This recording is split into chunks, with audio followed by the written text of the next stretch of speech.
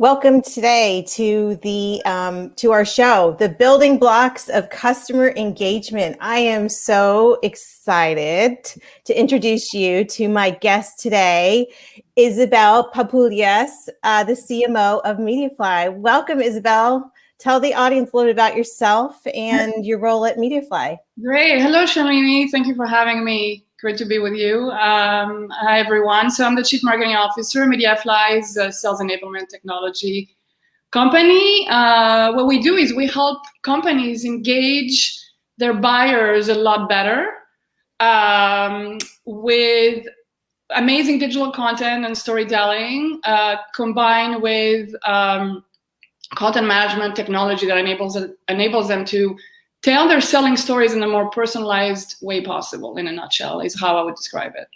Well, and that is the perfect reason that we are here today to talk about how can we engage buyers, right? You're in my second conversation in this discussion about really talking about, how do we meet our buyers? How do we engage them? How do we continue to nurture that relationship? And essentially, what are we doing to get the attention? Because we know there's a lot of noise out there and people are really busy. We're a little Zoom fatigued. And how do you really stand out? We're seeing, irregardless of whether you're a business that's selling to businesses or a business that's selling to consumers, it's really about the customer, it's himself or herself. And we're all influenced, right? We're influenced by the Amazon one-click, Netflix. Customers are really conscious of the brands they're engaging with, like from a sustainability perspective. What are your thoughts, Isabel? What are you seeing in terms of the buyers today? Yeah, several things. So first of all, I think engagement comes in many forms, right, across the entire journey. So you touched on it. Is how do you stand out from the clutter to begin with and get their attention? But then once you have it, how do you keep them engaged through the buying cycle? And even if you're lucky to be able to close the deal, you still have to engage them after they become a customer to grow that relationship, right? So it's not just the top of the funnel. And I love that you talked about the consumer brands, because at Mediafly, we think a lot about how do we make the B2B engagement experience as exciting, and I'm going to use the word sexy. How do we bring the sizzle that many consumer brands have? Because B2B buyers they're used to the Netflixes of the world and the Amazons and so on. And so they're coming to the table expecting the same kind of engagement experience that they get from the brands that they love, that they use every day. And so I think that's a big part of kind of the expectation. A couple of other things I think are also changing in terms of buyer expectations is they're more risk averse and more, I don't know if we want to say frugal, right? But again, COVID economy and environment, I think they need, what we're seeing is they need a lot more help to build the business case, to convince everyone else in the buying group that this is the right thing to do, right? And so there's risk aversion, there's fiscal aversion. So that's a challenge, and that's an area where they need help. And then ultimately, I also think there's another aspect of this, going back to maybe the B2C versus B2B experiences. I think people are bored out of their minds today. I mean, we all are. Exactly.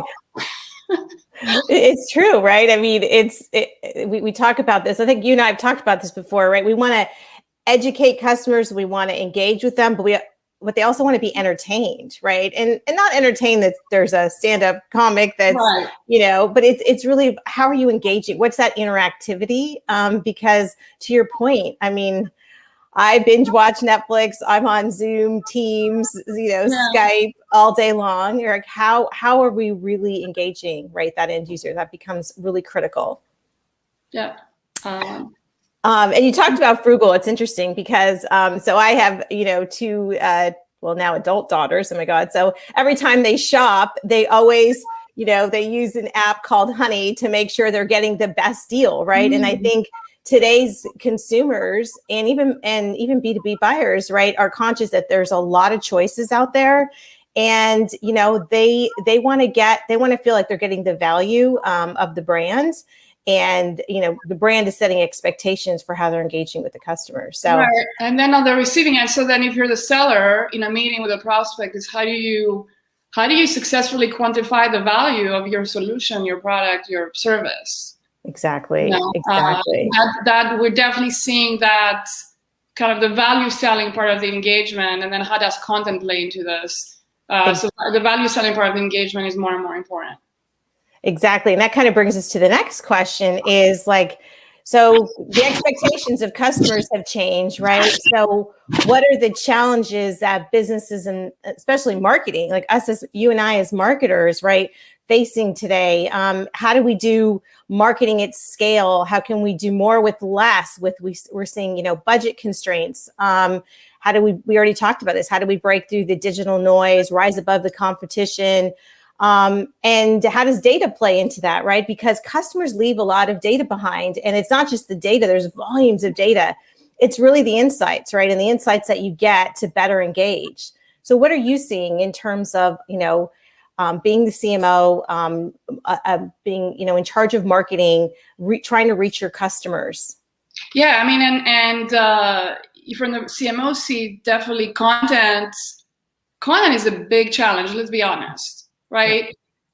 None of us have figured it out to perfection, and I challenge any CMO with all due respect that comes out and says that I'd be a little skeptical. And it's everywhere. Everyone is overwhelmed. Buyers are overwhelmed. We're overwhelmed. Everyone is looking to perfect their content and strategy, and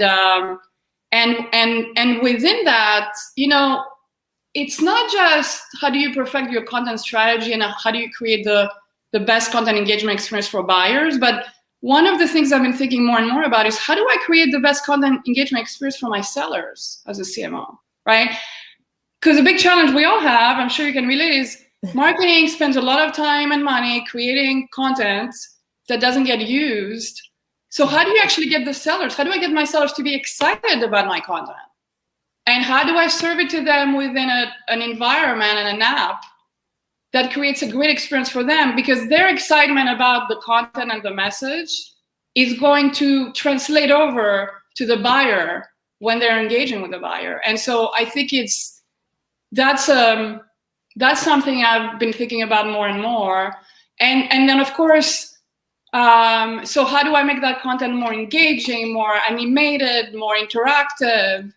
Does it incorporate guided selling?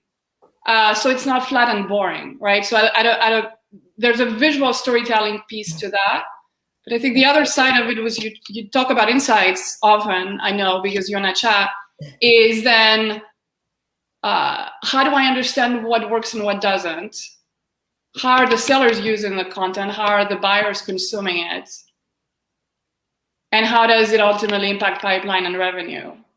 And how do I follow that thread? And what I mean by how are buyers using and consuming, I mean truly not just your basic Content Hub analytics of, oh, okay, so they downloaded this, and then it goes dark, then I don't know what happens after this. But understanding how much time they spent on it, which pages they looked at, did they reshare it with others in their buying group, did others read it and reshare it, which then gives me a deeper understanding of the buying group and the influencers in that deal. And so that's analytics. And ultimately, this gets to also minimizing the budget waste, which is also something that CMOs think about, because I'm going to stop putting time and money on content that doesn't work and focus on scaling what does. Yeah. I mean, you hit the nail on the head, right? Like we talked about this, content is king. And I think even more so now that so many activities and engagements with customers are happening digitally, and, the volume of content that's out there, right, is just how do you again break through that noise? But what kind of content do you need to generate? I read, I think a stat. This was on one of the webinars that you and I did together. Was 1 in 5 people would rather go to the dentist than sit through another presentation, right? And don't get me wrong, like PowerPoints, and they have their value and their time and place. But I really think it's like, what is the type of content you're creating, depending on what your customer is trying to do? Are they, more doing research? Do they want to deep dive into product? Do they want to see use cases, right? There's different formats. And I think what you're saying is basically, if you understand what customers are consuming, how that's helping your sellers, right, better engage, right, then you can focus on the content that really makes sense throughout that buyer's journey. Because ultimately, right, I mean, we all need to go to the dentist, but you also want them to be able to engage with you. And there's another stat, I know you've heard before, that I think is also very funny. I think it's like 1 in 3 people fall asleep during a PowerPoint presentation. I think that one. Yes. And no offense to PowerPoints, right? Like we all live in PowerPoints, but I think, it's about a conversation. It's kind of what you and I are having today. We don't have any slides. This is really just about having a conversation, touching on like what keeps marketers and sellers up at night, right? And kind of helping them, give them some tips on how to solve some of those engagement challenges. Look, and you talked about format, right? And I know, okay, we're being mean to PowerPoint right now. There's absolutely a role for PowerPoint, and there's a lot you can do even with PowerPoint to make the storytelling a lot more engaging and interactive. And then, but ultimately, the PowerPoint is really about one point in the buyer journey, which is a live interaction. Usually it's the meeting, right? And so empowering sellers with content just for the meeting is not enough, because that's leaving out 80% of the rest of the I don't know what the number is, but the majority of the buyer journey, right? So much of it is now self-guided, right? Most of the buyer journey is buyers looking at content on their own on your website, right? And then it's follow-up content. It's content that is shared after the meetings and so on. And so that content needs to work a lot harder, because you're not having a live interaction to be able to influence it. And what we're seeing more and more from our research and our own customers, and also frankly our own use case, is snackable as well, right? There was definitely a time where long form guides worked really well. Not really happening anymore. It's shorter, more snackable, highly interactive, as I said, things moving on the page, clickable, where the buyers can navigate on their own, kind of create their own adventure as they're going through an asset, and also microsites. So how do you create almost like mini content hubs that offer very personalized experience within a topic that we know, because we understand how the deal is moving through the sales cycle. We know the topics that are relevant to them. So how do you build microsites of that snackable content that allow them to, navigate on their own and create a more personalized experience? So those are some of the trends that we're seeing. Absolutely, right? It's like make the content relevant to the audience you're speaking to, make them short, engaging. I mean, we're all on content overload. And also the interactivity part is so critical. How can you engage? How can you do things like polls and and calculators, right, to help them assess like the value that they might be getting from your products or solution, but involve them in the interactivity between the content, I think is really key. Isabel, we've shared some like great insights today. I always love our conversations, but I guess, just in conclusion, if we think about the amount of digital activities has increased. That partnership between sales and marketing is getting closer and closer, because we're helping them engage with customers through that buyer's journey. And the insights that you get from the kind of content that's being consumed can help drive, right, where you focus your budget, where you focus your time on. Is there any other takeaways you want to leave for our audience on how they can really better engage with today's customer? Yeah, I would say 2 things. One is you touched on insights again and the partnership between sales and marketing. And I think insights around content are one important area where marketing and sales should align. So I know I talked about informing the content strategy through insights, understanding what works, what doesn't. Those decisions, in my mind, should not be made with marketing alone. That should be a conversation with sales and say, this is what the data is telling us on how you guys are using the content and how our buyers are using it. What do you think? So you add the qualitative layer. So I think absolutely there needs to be alignment there between the 2 teams to inform the content strategy. And the other thing is, one of the next step I always like to share is, as we talk about content interactivity and animation and visual storytelling, is I would encourage the folks that are listening to this is take one of your most critical pieces of sales collateral and start with that. Think about how can you truly take this away from being static and linear, and make it very much a highly animated, highly interactive story, and see how it works for you. Awesome. Great conversation as always, Isabel. Next time we're going to touch upon your Greek heritage, and maybe we'll get some great recipes or do a cooking show. But absolutely loved our time together. Thank you again, and we will see you soon. Thank you, Shalini. Thank you, Isabel.